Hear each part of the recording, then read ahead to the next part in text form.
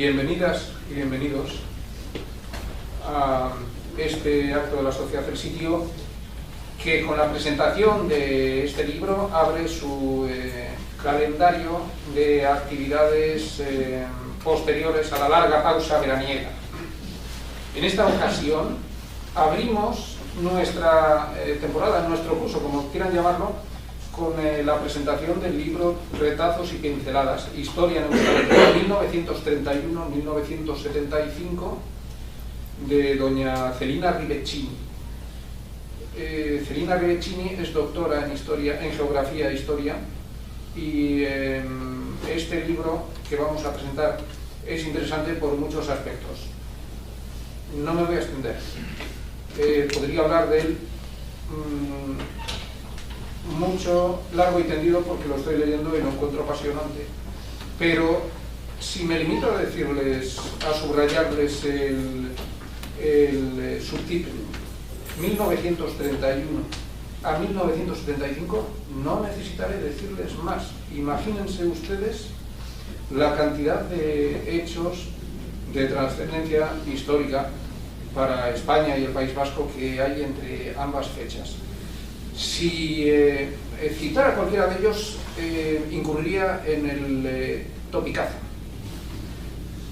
Por eso prefiero no acaparar un tiempo que no me corresponde. La Sociedad del Sitio tiene por norma abreviar en lo posible las presentaciones y las introducciones, porque se sobreentiende que nuestros invitados son competentes en la materia de la que van a hablar y se presentan a sí mismos y su reputación les precede, como es el caso de la historiadora que hoy nos hace el honor de ocupar nuestra tribuna de oradores. Por eso, sin más preámbulos, me gustaría ceder la palabra a mi compañero de la Sociedad del Sitio, Ricardo, para que haga la semblanza curricular de nuestra invitada. Muchas gracias. Buenas noches. Yo tampoco he leído el libro con mucho placer y no voy a extenderme sobre el libro, paso hasta aquí Celina, pero sí me gustaría muy brevemente hacer una reseña. El libro está dividido en dos partes, como su título indica, retazos y pinceladas bien diferenciadas. En una explica con un rigor histórico los hechos acaecidos en esas fechas, 1981-1975, y en otro expresa sus vivencias en esa época, con lo cual es un libro pues, que casi es un diario de ella, muy entrañable. De Celina lo voy a leer porque su currículum es tan amplio que es imposible retenerlo en la memoria. Bilbaína de nacimiento, de la calle General Concha. En 1971 cursó los estudios primarios, para poco después, una vez finalizados, matricularse en la Universidad para mayores de 25 años, aprobando brillantemente la licenciatura de Geografía e Historia por la Universidad de Deusto en 1983. Este hecho la animó para dejar su profesión y dedicarse de lleno a realizar su tesis doctoral, que versó sobre don José Ibáñez de la Rentería. Tesis doctoral que presentó en 1990 con la calificación de cum laude. Un año más tarde, y basándose en toda esa documentación que recopiló para hacer su tesis, escribió su primer libro, La Ilustración de Vizcaya, el lecristiano Ibáñez de la Rentería. 4 años más tarde, en 1995, y basándose en su tesis y este primer libro que realizó, escribió el libro Aventuras y desventuras de un mercader en Bilbao, del 18. En 2001, de la Guerra de la Convención a la Zamaculada. Inquieta e inclasable escritora, es autora de múltiples trabajos, además de los que ya he reseñado. En 2003 escribió Los Ordeñaya Goyenechea, una familia vizcaína, en el 18. En el 2007 escribió una novela basada en su abuelo, que se titulaba El Maestro de Lenguas. En 2008, con motivo del centenario de la construcción del Hospital de Basurto, escribió De Achuria Basurto, centenario del Hospital de Basurto. Y por último, el año pasado, el libro del cual hacemos hoy la presentación de su segunda edición, Retazos y pinceladas, Historia de Euskal Herria 1931-1905. Y sin más, paso la palabra a Celina, que es la que realmente les tiene que contar todo esto. Muchas gracias. Bueno, Yo un poco les voy a contar de lo que ya conté la otra vez, que no tenía ninguna intención de publicar esto que pongo pinceladas aquí, porque eran, como he dicho, vivencias mías, pues que las escribía pues para mí, para amigos míos que los comentábamos y tal. Pero llegó un momento en que pensé, no, me animaron a hacerlo. Entonces fue cuando fui a la, esto creo que ya lo había dicho antes, pero bueno, cuando fui a la Diputación, a la hemeroteca, y allí me encontré con unas... Sí, fui a la Diputación de Vizcaya y entonces encontré una documentación de muchísimas cosas que a mí me enseñaron mucho. Me enseñaron aquello que a la Virgen de Begoña, pues en plena guerra, que en plena guerra civil, en el año 1937, que estaban todavía combatiendo aquí, que no, creo que no habían llegado, estaban en el límite de Vizcaya, las tropas. Bueno, se celebró en Bilbao la Semana Grande. Parece imposible, ¿verdad? Pues se celebró allí con todo auto. Vino la esposa del generalísimo para hacer un acto para ponerle las joyas que habían robado los separatistas en Begoña, y luego prolongaron más las fiestas, las prolongaron hasta septiembre, que vino el cardenal Gomá, pero antes, en esa época, trajeron nada menos que a la Virgen, que estábamos en plena guerra, en Madrid se estaba combatiendo en Madrid. Oye, trajeron a la Virgen de Begoña una carreta de las de El Rocío desde Sevilla, y la pasearon a la Virgen de Begoña hasta Begoña, desde toda la Gran Vía, y de eso tengo fotografías que gracias a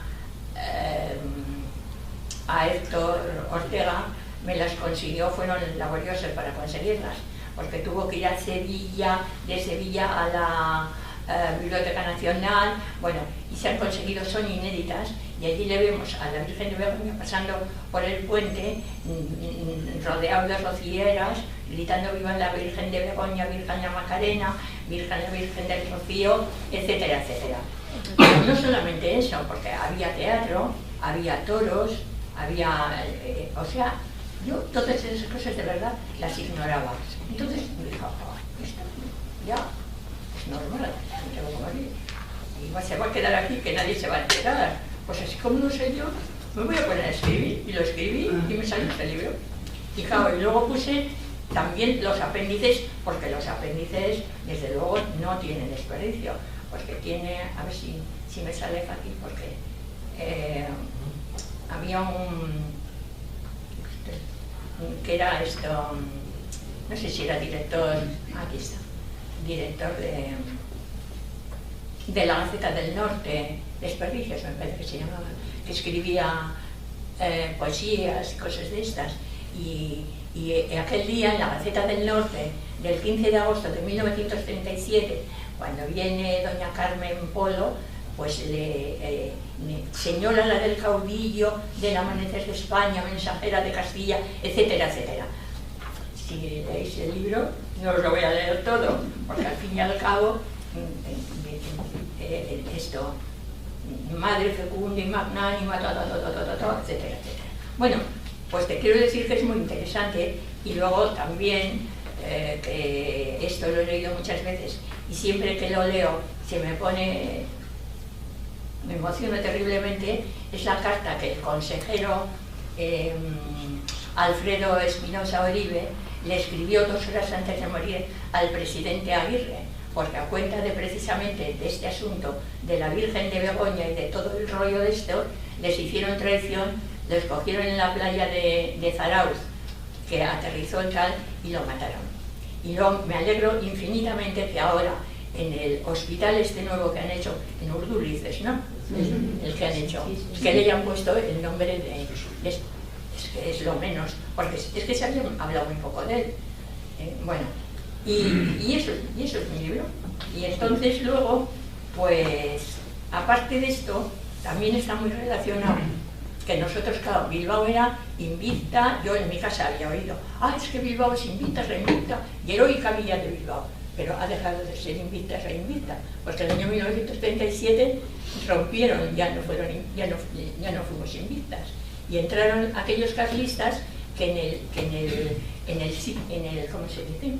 En el año 1874 era, ¿no? Sí, fue cuando fue el sitio, que empezó en diciembre y terminó el 2 de mayo. Por eso yo, cuando era pequeña, el 2 de mayo en mi casa se celebraba, pero no por el 8 de la independencia de España, de los franceses, sino porque los auxiliares, y se cantaba aquello de somos auxiliares sin color ni grito, somos auxiliares de este pueblo invicto. Y mi madre sabía, porque entonces las señoras, pues ahora nadie oye la televisión, ya no se canta, pero entonces cantaban cuando hacían las cosas y todo.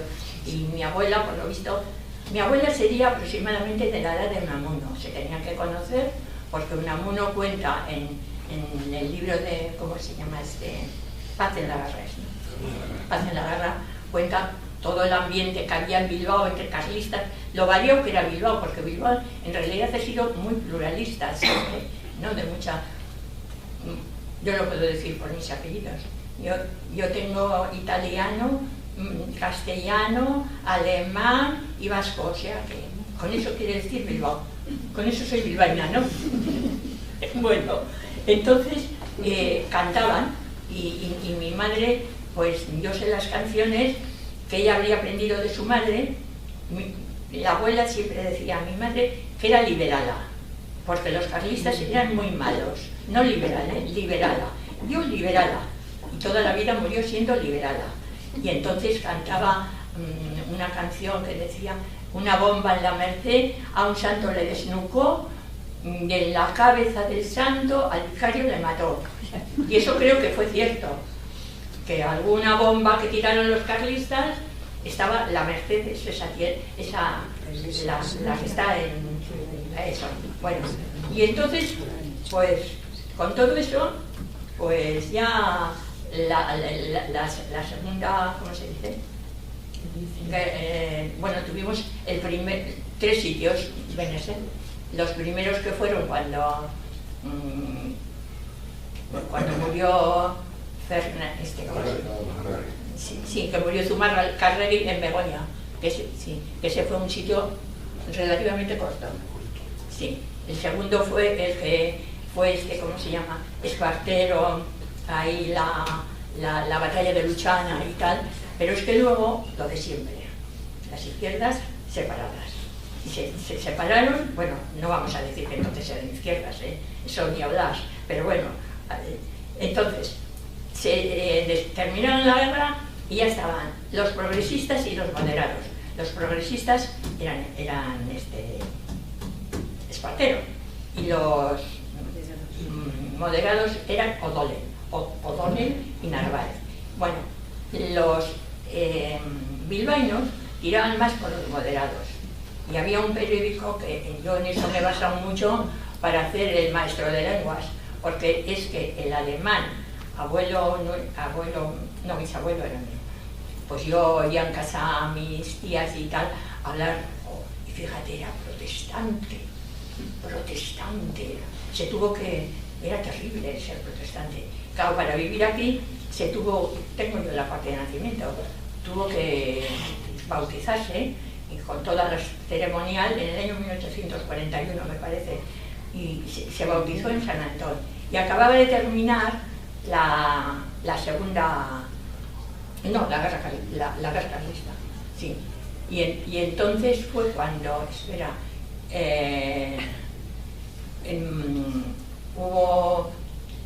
combatieron moderados y mandó Espartero al general Zurbano, que hizo una escabechina, que eso lo cuento en el libro de ¿cómo se llama?, del maestro de lenguas, y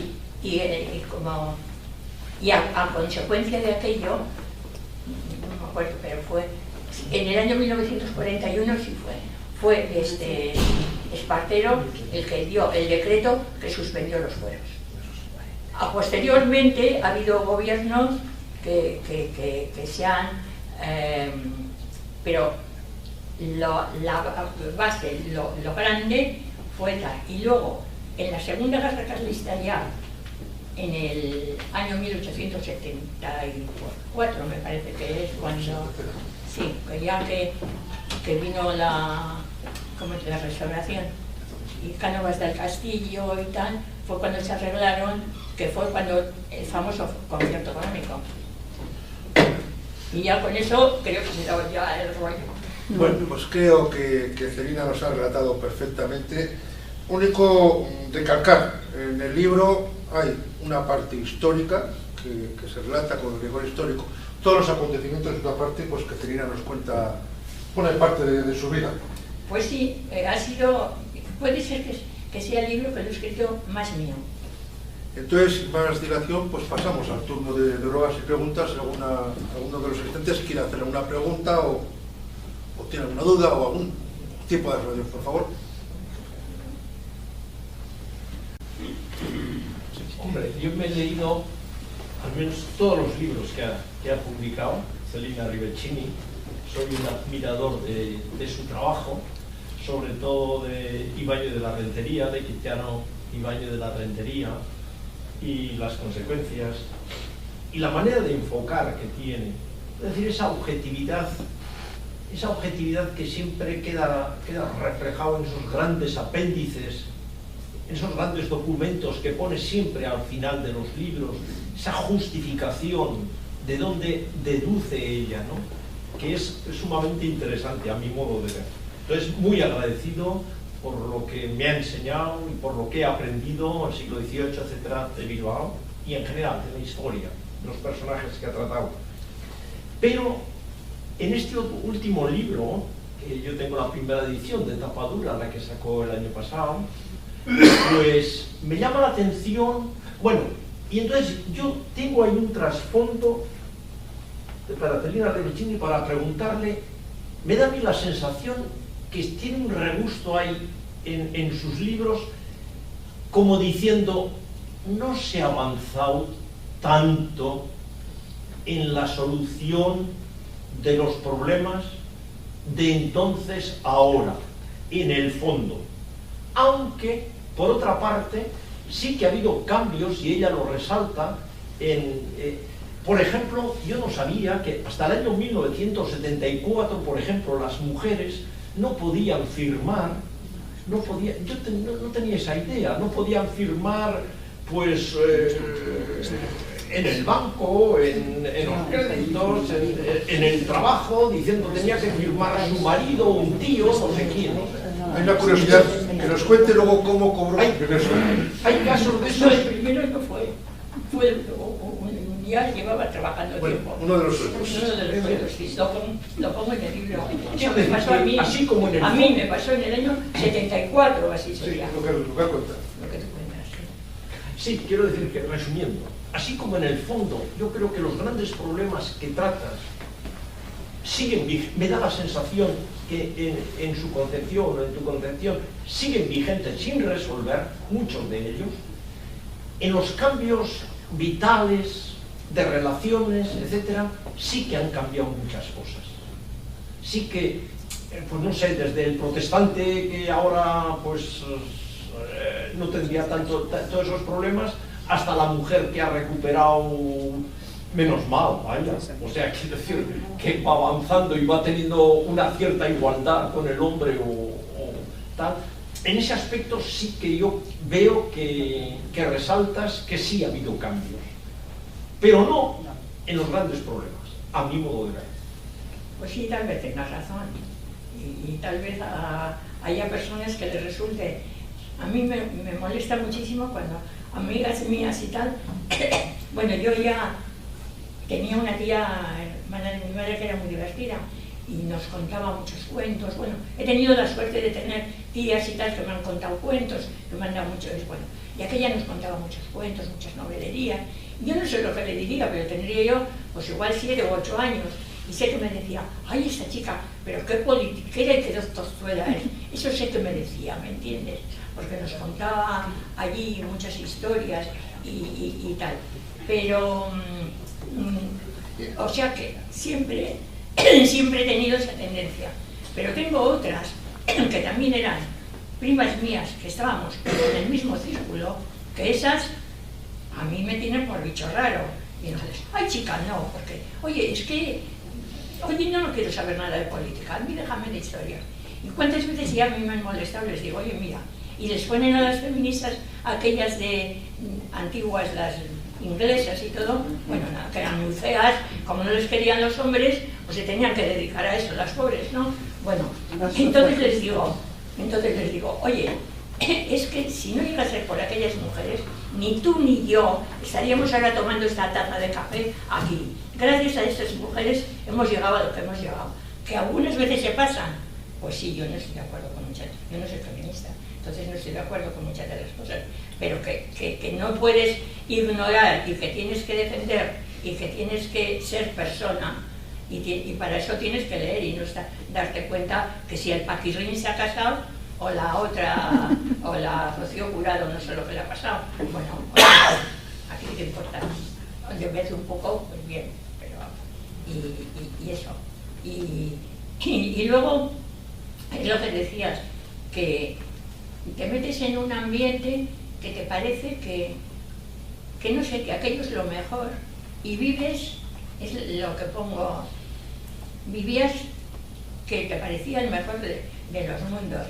Yo eso sé porque me ha tocado vivir en Pamplona y en Pamplona, claro, Bilbao, no sé, también era, sí, porque aquí pongo una cosa que me pasó confesándome, solo pongo aquí.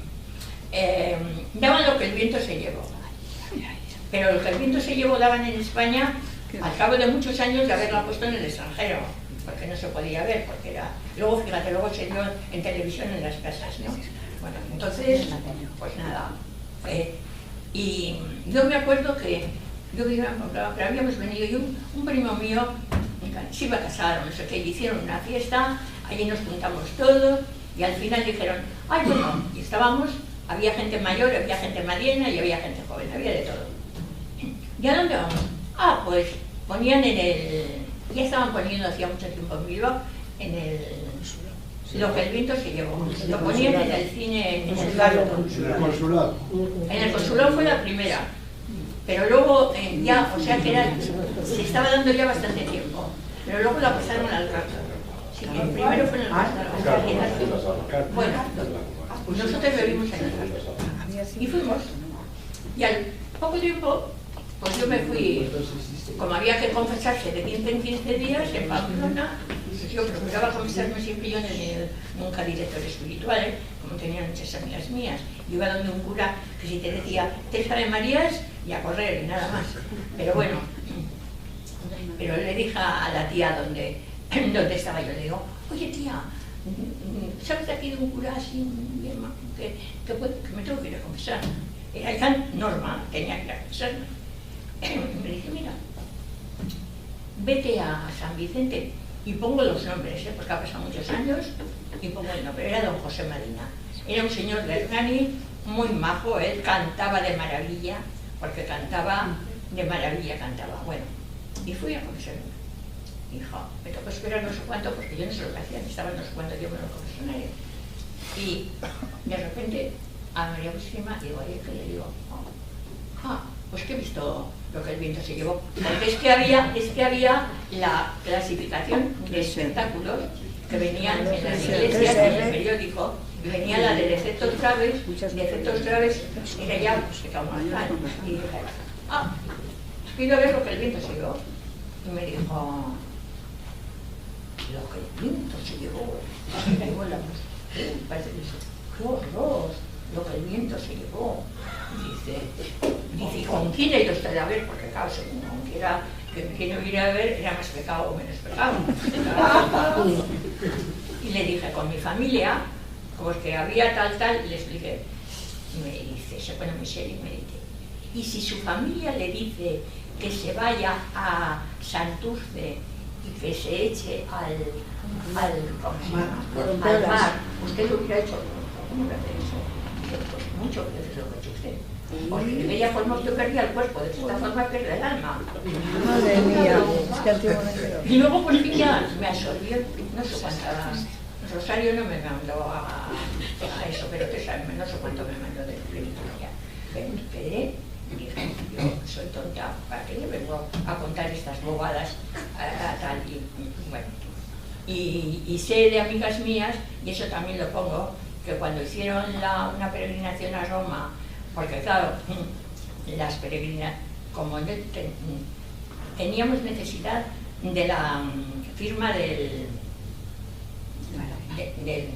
marido, del hermano, del padre, para salir de España, para sacar el carnet de identidad, para muchísimas cosas.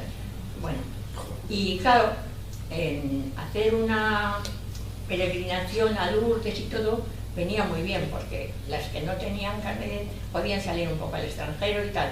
Y había en Pamplona, que también pongo el nombre, ¿cómo se llama? María Jesús Sanz, que tenía Viajes Vinci. Su hermano era el secretario del ayuntamiento de ahí. Bueno, y tenía aquella agencia y organizaba los viajes. Y entonces, en los viajes que organizaba Lourdes, pues aprovechabas para ir a Lourdes y luego parabas en Bayona y eran las damas de Francia, que era una viaja de grandes almacenes. No tenían comparación con el Corte Inglés, ni muchísimo menos que ahora tenemos aquí, pero todas como locas a comprar lo que se llevaba, las medias de cristal y todas esas cosas. Y otra hicieron a Roma, en aquella época, que aquí tengo alguna foto de Pablo, ¿cómo se llamaba? El Papa de entonces era Pío XII, sí.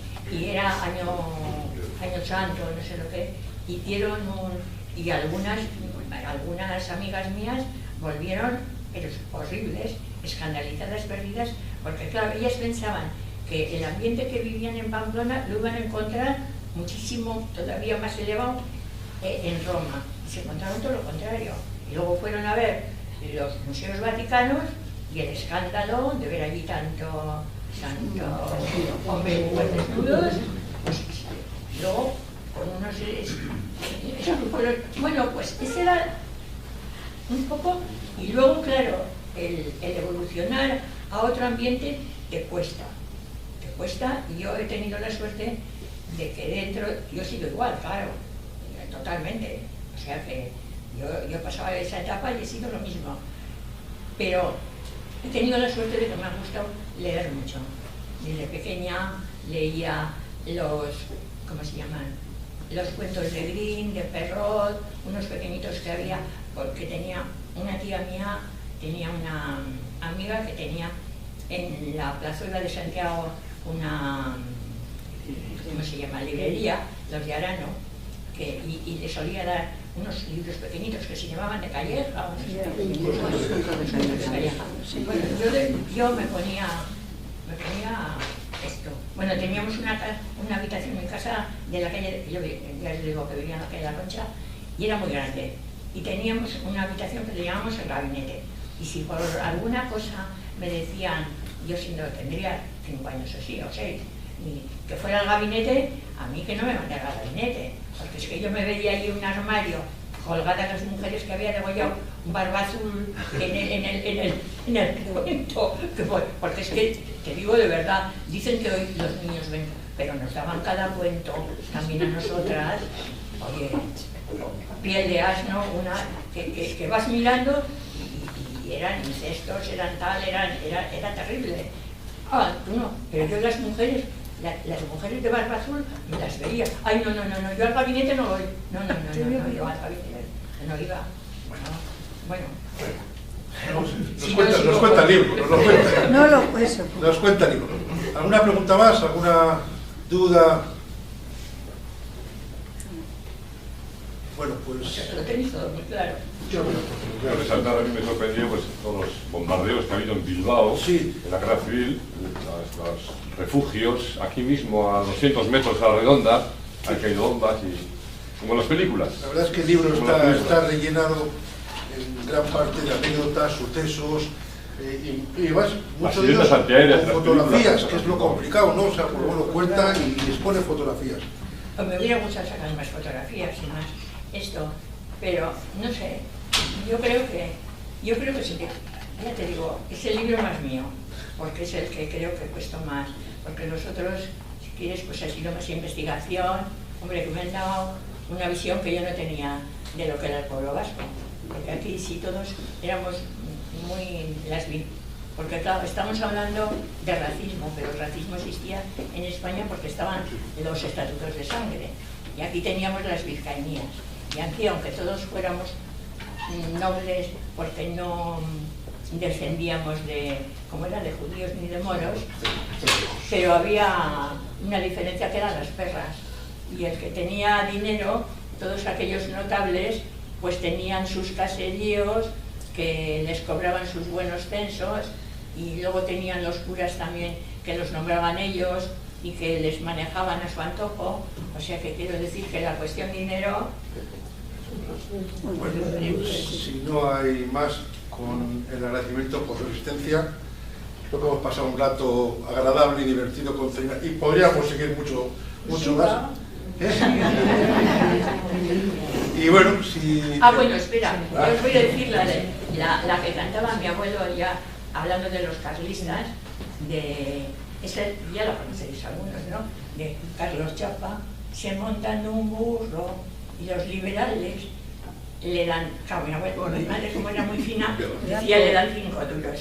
Le dan 5 duros, Carlos Chapa se vuelve a montar y los liberales le vuelven a dar. Eso eran Cambio. Y el sitio, pues, el sitio, eso nos puede decir un poco. Estuvo cerrado cuando, estaba la bilbaína, eran los aristócratas. Sí. Esto era más la clase media, ¿no? Sí. Aquí Unamuno habló mucho en... Unamuno fue uno de los precursores. De los precursores, sí. Azaña, Alcalá Zamora, todos estos. Una sociedad social, pues dentro de lo cultural. Dentro de la cultura, sí. Y luego cuando Franco estuvo cerrado todo, ¿no? Bueno, no cerramos esto. Ya. Y en el año 37 fue cuando se lo sabe todo, se lo sabe todo. En el año 37 se volvió. Volvió un sitio de restauración. ¿Y seguís haciendo la procesión a Mayona? Se sigue todos los 2 de mayo, se sigue haciendo la procesión cívica y la ofrenda floral en el cementerio de Mayona, a lo que nos queda del monumento a los auxiliares, que por gracia pues no es lo que había en su momento. Pero todos... Pero habrá algo que nos recuerde, ¿no? Sí, nos queda un pedestal prácticamente, la columna, o más. Antes pues desapareció la figura. La base de la Estatua de la Libertad. Ya. Pero bueno, pues todos los 2 de mayo se sigue. Ya. Y lo que yo no sabía que Torres Quevedo, ayer no sé dónde me enteré, que había sido auxiliar. ¿Quién? Torres Quevedo. Torres Quevedo. Sí, sí, porque su padre era bilbaíno, y debió de estudiar el bachillerato aquí y debió de estar, y le cogió el sitio aquí y... Sí. Creo que figura en el libro del sitio, en el libro de... Tenemos muy pocos archivos, cuando entraron las tropas franquistas, sí, incautaron todo... y luego también con las inundaciones, ¿no? ¿Las inundaciones no afectaron? No, porque el Palacio de la Libertad ahora es la biblioteca de Videbarrieta. Sí, pero eso quiero decir, pero no llegaron en el 83, no llegaron allí. Pero eso no es el sitio. Eso no es el sitio. El sitio... Ya. Lo que es la sede, sí. El Palacio de la Libertad. Sí. De todas maneras, le puedes dar el libro sí. que le he traído yo de regalo, que ahí viene un poquito resumida la historia de la sociedad del sitio y del Palacio de la Libertad también, su construcción y todo. ¿Dónde está el Palacio de la Libertad? La biblioteca Videbarrieta. Todavía figura la cristalera, que es una de las cosas que queda poner el sitio todavía. Y era la sede original de la sociedad del sitio. Lo construyó la sociedad del sitio. Lo ocurre, pues es complicado de demostrar, pero eso es aparte. No, ya no estaba en la sociedad del sitio ubicado en Videbarrieta, la verdad. Todo, digamos, la desaparición del archivo de la sociedad sitio fue pues, durante la Guerra Civil, año 36-37, en la cual pues, en ese lapso de tiempo, hasta que se volvió a crear, todo el archivo, toda la documentación, pues prácticamente está desaparecida. Quedan cuatro cositas que es lo que considera el Perche ahí en la Secretaría. Vamos, pero bueno, nos queda, pues sí, constancia de socios que ha habido ilustres, pero no constancia escrita, sino que sabemos que cada conferencias o que han participado en la sociedad. Pues lo único, pues repito, reitero las gracias. La editorial ha puesto aquí unos libros a disposición de que la persona que los vaya a comprar. Y muchas gracias de nuevo.